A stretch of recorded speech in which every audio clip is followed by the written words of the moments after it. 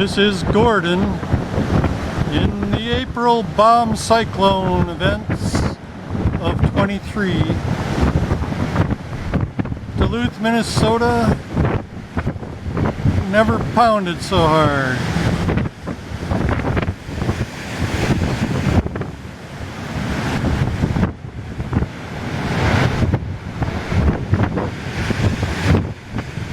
The waves going back out stop the ones coming in. So it wouldn't be good surfing conditions at all. Whoa, look at that!